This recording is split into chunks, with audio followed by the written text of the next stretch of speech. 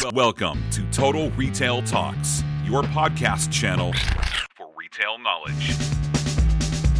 Hi, everyone, and welcome to episode 62 of Total Retail Talks. I'm Caitlin Sullivan, Associate Content Editor for Total Retail, and I'm joined today by Peter Fowler, Vice President of Hospitality and Workspace at West Elm. We're going to be talking about West Elm's new experiential retail model, West Elm Hotels. Peter, thank you so much for joining me today.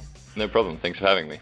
So my first question is, what made West Elm open a hotel? Good question. We had a really strategic plan to expand our brand outside of retail that started about 2.5 years ago. And actually, the kickoff of the plan was actually occurred during the time we decided to move our corporate headquarters, because at that time we were looking to, we're really questioning ourselves about who we are as a brand and where we want to have great influence. And at that time, we basically concepted the idea of West Elm Workspace, which is our concept of workspace furniture for the commercial market. So we actually started to design collections of commercial workspace furniture, and we then implemented them for the design of our corporate office. So our broader goal was to impact people in different ways, and one of them was through work. And that following on from that, we then decided to sort of branch into the hospitality market, where we looked at how we can influence people in a travel capacity. Absolutely. And going on what you just mentioned, I think when this news first came out, it was very unexpected for those in the retail space. However, while it is out of the box, it does seem like a natural progression for West Elm's and its brand. When talking about West Elm and the extension of its brand, what role do you think West Elm Hotels will have in 2017 and in the future? 2017, it's more of it's sort of a progression year for us. We're going to be, designing a lot of hotels in 2017 and onboarding a lot more development partners and that kind of thing. So we'll actually be opening our first hotels in 2018. And during that phase of development, during the 2017 timeframe, I think what you'll see from us is a lot more discussion about travel specifically and the locations that we've chosen. So basically starting to tell the story of, what West Elm sees in these locations and how we can really bring the best of these locations to the forefront and, put it on a platter for our customers who are, really eager to find out more about really interesting locations. Definitely. So you mentioned a little bit about different locations and really kind of thinking global but acting local. Can you tell us how this mindset really kind of contributed to these locations, West Elm Hotels, and also what makes these locations unique? So, I'd say local has been one of those words that's been used a lot by different lifestyle brands in the recent times. And, what I really find is our sort of true differentiator in the market is that we have a proven model out there via West Elm Local. And West Elm Local, if you don't know, is basically a concept where we've partnered with over 500 local makers and artisans across the country in our retail channel.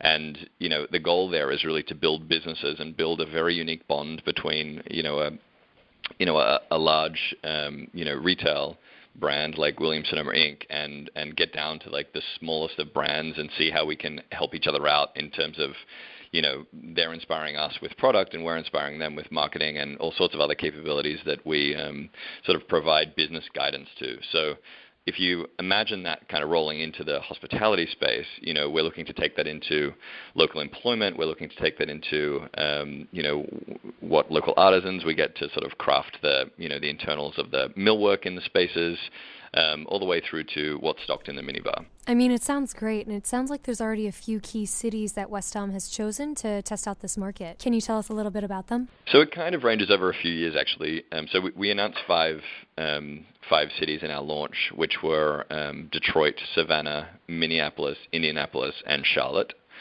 And those 5 will open in a sort of a sequence over 2018 through to 2020, and we will probably actually have some others to announce later in the year that will open. It could actually open sort of earlier than Detroit, for example, which is the first off the cab for development purposes today. But those time frames change, so we don't like to lock any of those in terms of actual months or anything like that. Definitely. So many believe that in the retail space, experiential marketing is the future of retail.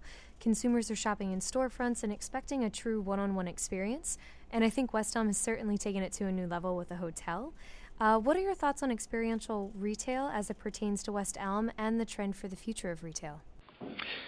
Retail is such a dynamic and difficult business to be in, and I know that personally as a former merchandiser for West Elm. So, there's the constant roller coaster, and you're constantly trying to reinvent yourself as a brand. So what we have found our customers to really respond to is more purpose-driven retail as opposed to, purely experiential retail, where the brand means a lot more to people than just the products that you're buying. And, the big spenders coming up in the ranks, being the millennials, and then after, we believe really look at much more than just, the experience or the product, and it's sort of going way beyond that.